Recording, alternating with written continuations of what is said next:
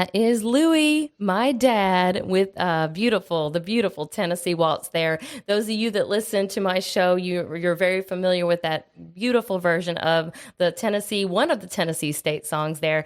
My dad, Louie, is joining me this evening with y'all. How you doing, Dad? Great. I'm glad you're here. I'm glad you're here, too. I finally got you on the show. Yeah, I'm glad to be here. Thank you. Yeah. Well, did you have fun on T. Willie's show the other day? Yes, I did. That was a hoot. Yeah. I really enjoyed that. Yeah, he did, too. Yeah, did it? It was great. You can tell he loves doing what he's doing. Yes. Yeah. He sure does. Yeah, he does a great job at it. Yeah. Well, they call you Brenda Lynn's dad, but I've been Louie's daughter my whole life. I know it. Which I'm proud of. All around town, people would say, oh, you're Louie's daughter. You're Louie's daughter. Yeah. Now everybody says, oh, you're Brenda's dad. It turns around a little bit. I was born and raised here in Columbia, Tennessee, but you and Mom grew up in Michigan. Right, lower Michigan, just on the edge of Detroit. Yeah. Southern edge of Detroit. Yeah. Did you grow up playing the harmonica? Now, I know some of the answers, but there's a lot of new listeners out there that don't know these things. So Yes, I did. I started playing basically, the first harmonica I bought cost me 10 cents at the corner store, and I was 10 years old. Oh. Now, my dad played, and my grandfather played, and I grew up with my dad, my grandfather, my mom, and my siblings. And because your grandfather, which would be my great-grandfather, lived with y'all, right? Correct. Yeah. Correct. And that was the way things were. Mm-hmm. And it was great. I had 3 parents. Right. And so they played the harmonica, So when I seen that one, 10 cents, I bought it. Right. And then my dad told me, get another one. I got a marine band. And then after I bought my second marine band, he says, don't buy them anymore. He says, buy a chromatic. Yeah.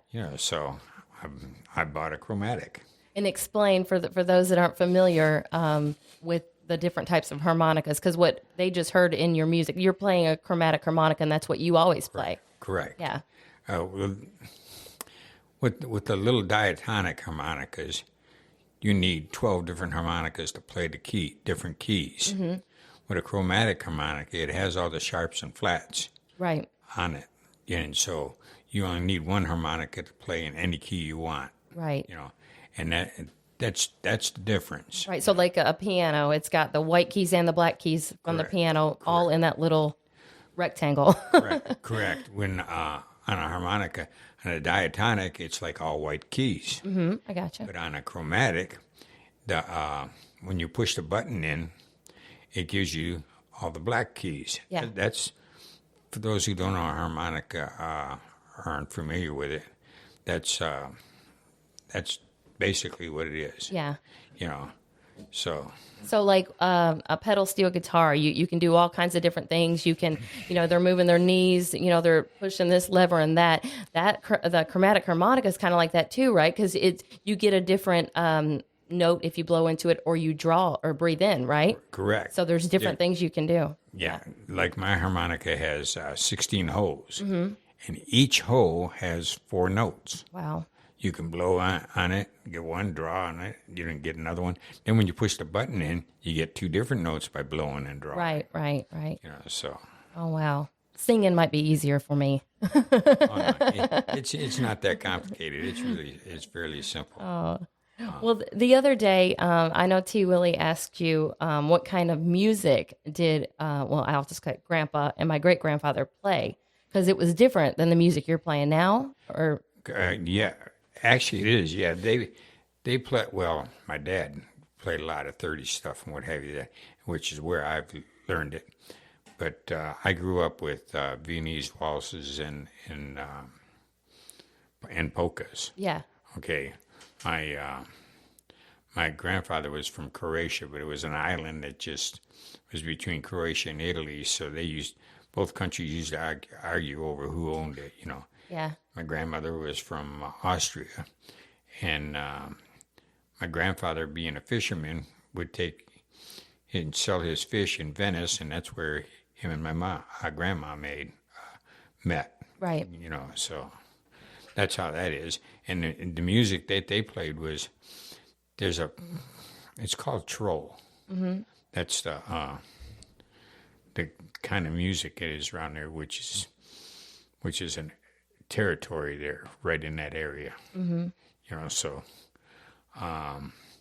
which I played polkas, and definitely the waltzes, but I don't play many polkas now. Yeah. I used to play with my dad with them, but I don't now. Yeah. Now, I grew up, I got to hear you play when I was falling asleep at night, got to hear you play throughout the day, and I still get to hear you play all the time, and I love it. I do remember you and Grandpa playing together a couple of times when I was a kid, and he did more of the choppy type music. I guess that would have been polkas, right? Yes, right. Yeah, Yeah. He I think he had a big giant harmonica with chords or something like that too. No, or, I've got that. That's one. you? Okay, Yeah. all right. Well, y'all were together. That one I bought from a harmonica friend from Spa. Oh, okay. Back in the Spa days, back in the 60s. Yeah. And I just use that for you can play unbelievable amount of chords with it, and but that's an instrument in itself. Yeah. So I don't really play that really well. I just use that for hearing chords. Right. Well, they're pretty cool sounding, and you might need to put a picture on social media or something of one of those. Yeah, that's a good idea. You mentioned SPA, and we're gonna talk about a bunch of things right in the next few minutes. But SPA is the Society for the Preservation and Advancement of the Harmonica, which is a huge organization. But you were there at the very beginning. Well, yes, actually, they started in the early '60s. It was actually 1964 is when they started. Mm-hmm. I joined them in '67, and there was 2 chapters. There was one on the south side of Detroit and one on the north side of Detroit. Right. On the edge, it was just outside of them. And our chapter that I was on, there was 11 of us, and north side there were 17. Right. So. Now, that was back in the 60s, and I've been down here now for 45, almost 50 years. Mm-hmm. And right now, there are 2 million. It has grown that big. Yeah, wow. And it's great, and I love it. For you to have been there at the very beginning, yes, that's really special. Yes, it was a lot of fun. Yeah. Got to play with a lot of great players. Like, can you give me some examples of the people that you worked with back then when you were part of SPA? Oh yeah, I used to work with I played with a lot of the harmonica rascals. Mm-hmm. They were a touring harmonica group, put out a bunch of albums. They were very well known. Yeah. Boran Minovich started the harmonica rascals back in the 30s. Actually, it was late 20s, but and they call him the godfather of the harmonica, and a whole lot of any harmonica player that come out of harmonica knows who Boran Minovich is. Yeah, he passed away in 1956. He did a lot of movies. Him and what do you call it, Johnny Paleo, was a little guy. Yeah, and Paul Barron, he bought him out and took over the harmonica rascals in the 60s. And we used to play around town all the time, all through Detroit. People like, there was Bob Bauer, who played bass on it.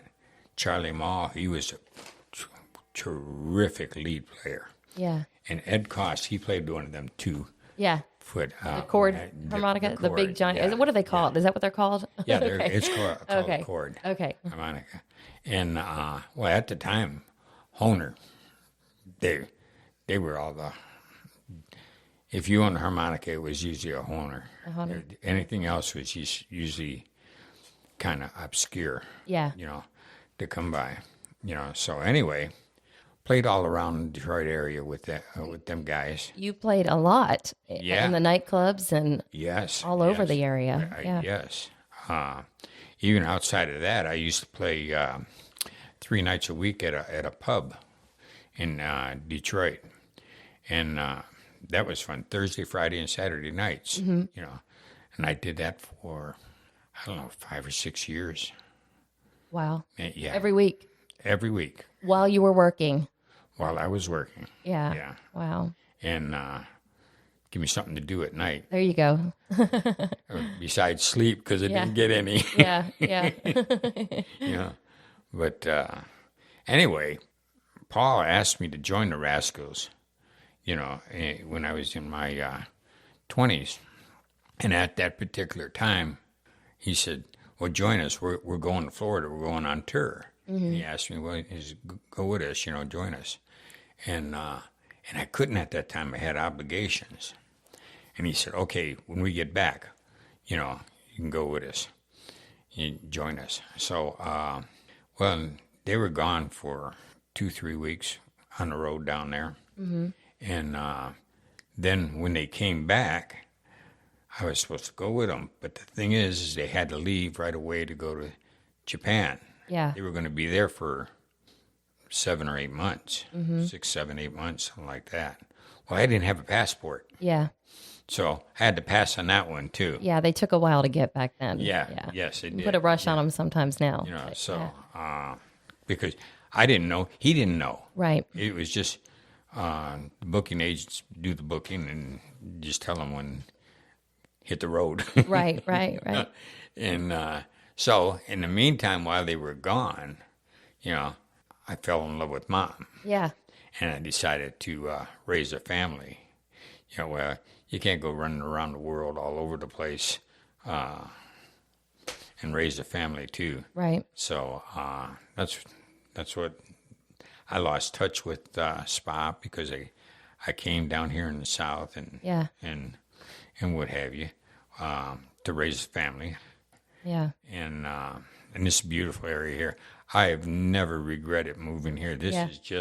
This Middle Tennessee is just heaven to me. Right. What brought you down here? Because you were here before people were moving here. Oh, yes. Before the masses were moving here, before Saturn, before jobs were opening up in Nashville, and it's boomed. But you were here way before that. Yes, I used to come down here every once in a while from the time I was 17 on because I knew some boys from the neighborhood whose family was from here, and we used to come down here and visit them. Mm-hmm. And so when I started looking for a place, now I've worked outside all my life. Mm-hmm. Michigan is a rough place to work out in the winter. Right. So I thought construction, building full houses. Building houses. In business for yourself since you've been here. Yes. Yeah. Even then, I did a whole lot on the side by myself. Right. Also. And so I thought I need someplace warmer. Yeah. and I knew this place, so we came down here. That's neat. Thanks for bringing me down here. Oh, yeah. Before I was born. You were born here. Yeah, I know it. I know. But what do you think about Columbia? Because we're sitting down here in downtown. There are businesses all around us. Beautiful lamplight on the street. I mean, the courthouse has got, the bell. This place has really come of age. Yeah. This is beautiful here in this town now. Yeah. It always has been, but it's blossomed. It's blossomed into a city, and not just a town. Right. Yeah. I just recently saw that we are actually considered metropolitan Nashville now. Very good. I knew that was going to. I knew that was going to. See, I didn't have to move to Nashville. It moved to me. I considered moving to Nashville. No, it just surrounded us. Right. But we definitely have a unique thing going on here with music, and I'm glad I live here, and I'm glad you and Mom decided to come down here. Oh, yeah. Yeah. Love it. Yeah, and so you have continued your music. You, like I said, you were in business for yourself in this town. I can't tell you how many people you know and how many people know you. Since 1977. Right. So you did that. You're not doing that anymore. You're playing your music now. Yeah, you got me back into that. Well, I don't know. You got you into it. Well, once you raise the kids, what have you, then you had so many years at working on houses and what have you, time to change. Yeah. And get back to doing what you love the most. Right, I gotcha. Well, did you ever think you would be playing in Nashville, basically? I mean, in this area, playing music and working with some of the very, very top musicians in the world. Yes, that is so. I feel so fortunate Yeah. for that. It just, well, it just blows my mind, Yeah, you know. yeah. And a lot of that is thanks to you because you know so many people. Well, we all meet them, you know. Me and you both work with Doyle Grisham. For those of you that are not familiar, he produces music, and he's producing your album, and we're going to talk about that. But We're actually doing the album together. yes, you're doing it together. So the steel guitar that you just heard on Tennessee Waltz, that is Doyle Grisham's beautiful steel playing. You've also heard him on hit records from Randy Travis, several hit records from Randy Travis. He played on Jimmy Buffett. He played all that beautiful steel guitar on Come Monday, which is a huge hit. He continues to tour with Jimmy Buffett. He's been on the road with him for several years now, but he has played Tom Paul and the Glazer Brothers. Oh my goodness, I could go on. I'm blanking, but I could go on and on about the so many records that Doyle has played on. But he loves to produce music, and he and his wife Debbie, who are dear friends of ours, they used to run Porter Wagner and Dolly's old studio on Music Row, Fireside Studios. But now he has his own location, and you've been working with him. So I want you to speak on that. Oh yeah, we've been working on this album for a few years now because of COVID out there. In his touring, he tours and life Right. happens. And when he's on tour, so we're doing it in between. And when all the entertainment stopped and what have you, the studio work that was on and off. We had to work in between. We were all being careful. Yeah. Yes. Yeah. And it's been great. He has taught me so much about recording because usually I'm just was a performer, you know. Yeah, you just get on the stage and play, but recording, they call them artists for a reason. Recording artists, it's a different animal, right? It sure is. Right? It takes a while. And Doyle taught me so much. Yeah. Boy. What are some of the things that you learned from Doyle? Well, how to work that mic in headphones, what have you. Right. That's quite a thing there. And to listen. Yeah. That's the thing, to listen to that backtrack. Yeah. You know, which you're not usually doing that when you're playing with a band because they're listening to you. Mm-hmm. So you go and play and they follow. But when you're recording, you know, and there's no such thing as fudging it. Yeah. No, you're going to hear everything. Yes, you're going like Doyle says, the mic picks up every little everything, every little breath, every little. He is so good. Yeah. Oh, he is so has an ear. Easy. Yeah. Yes. And, fantastic musician. Yeah. One of the best I've ever met. Yeah. Steel guitar players don't just play the steel guitar. They play a lot of instruments. And I think guitar was his first instrument. Yes, actually, on that album, I played the harmonica lead. You know, he made a backtrack, but all the other instruments that are on it are all played by Doyle. Yeah.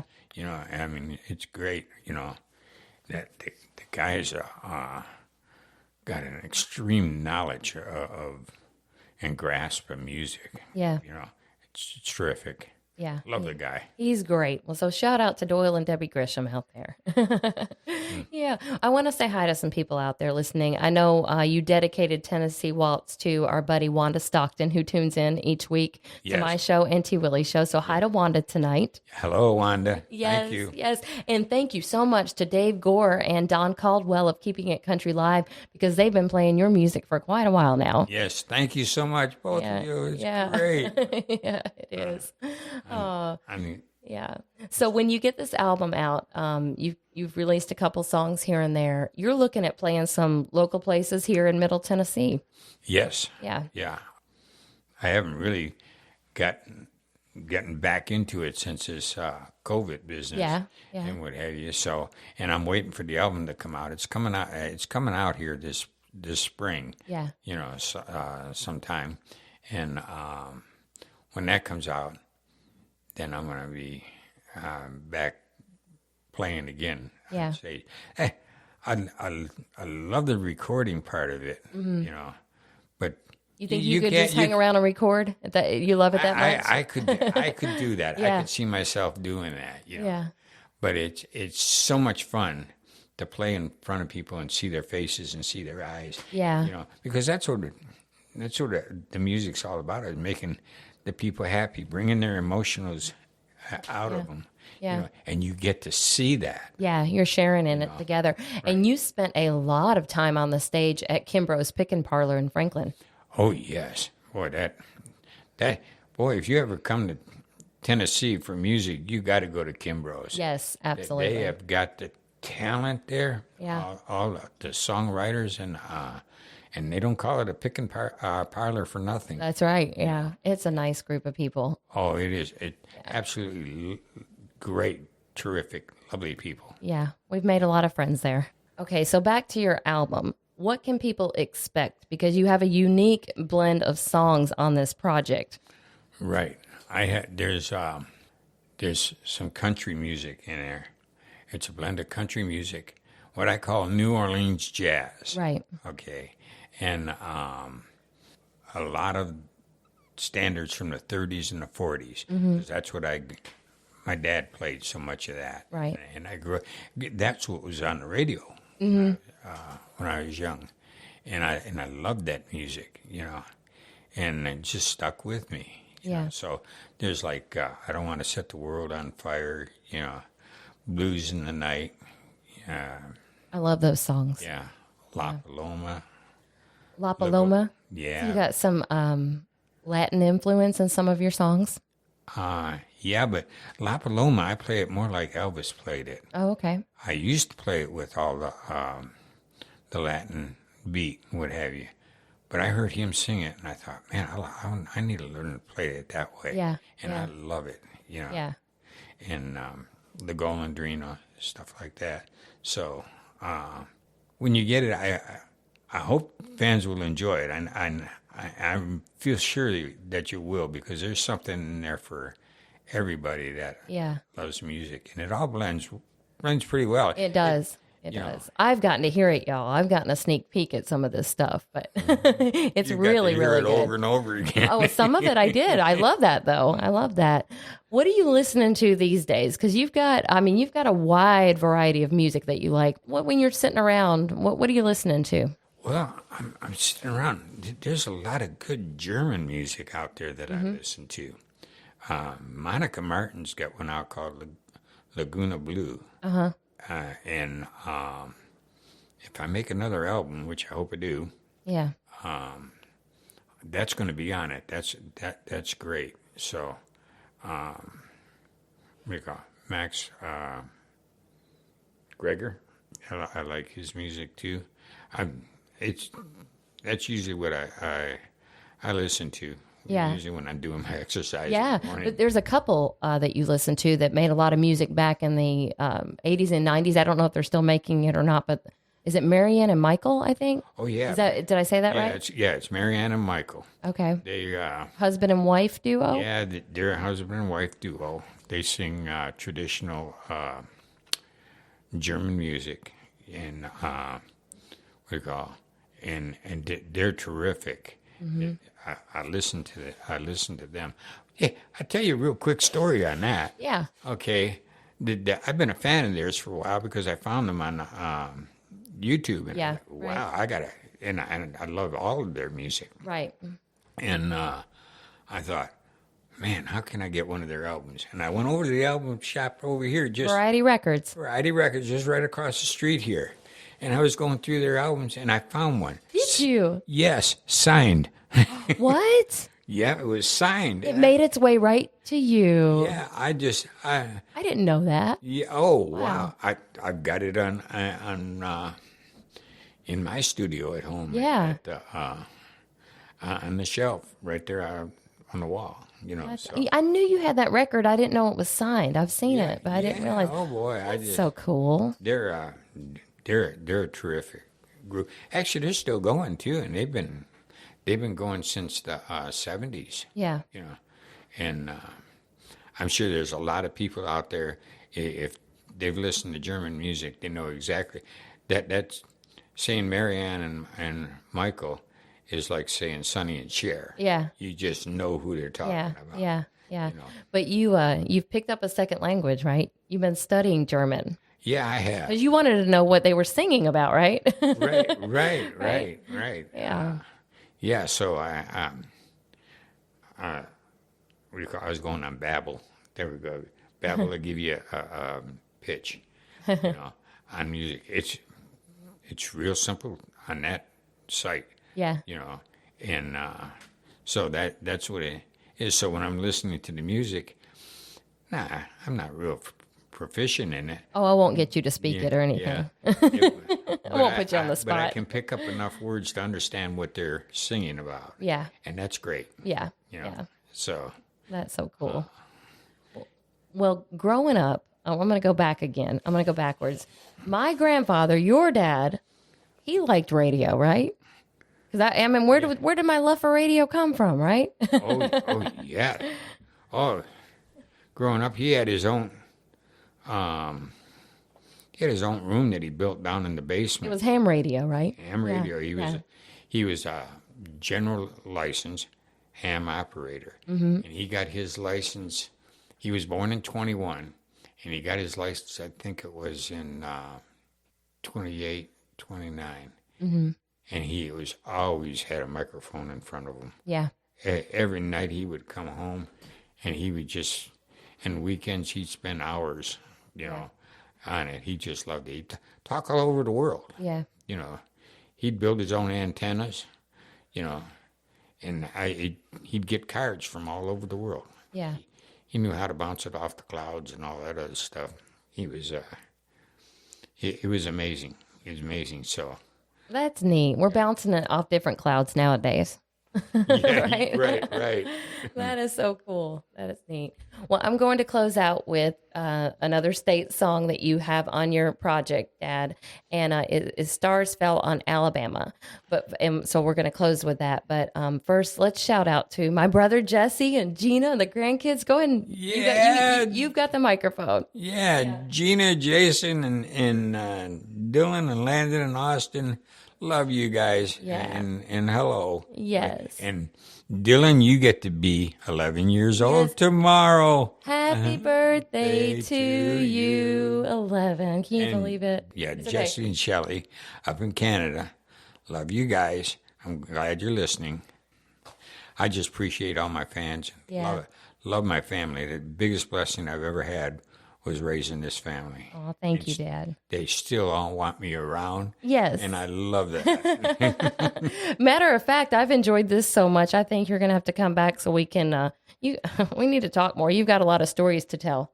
Yes. Yeah. And I appreciate it because you didn't tell a lot of stories on me. Yeah, I guess I was talking too much about myself. No, that's not that's what we're doing here. I was making a joke that I know. But no, actually you encouraged me in my music and influenced me greatly. I wouldn't be doing this if it wasn't for you and Mom. I mean, there's just no way. But when I was very young and started singing, you guys encouraged me immediately.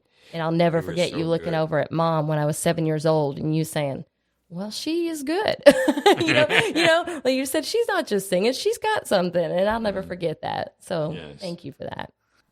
All right. We're going to close out with "Stars Fell on Alabama." And this is my dad, Louie. Thank you so much, Dad. You're welcome, sweetie. Love you all.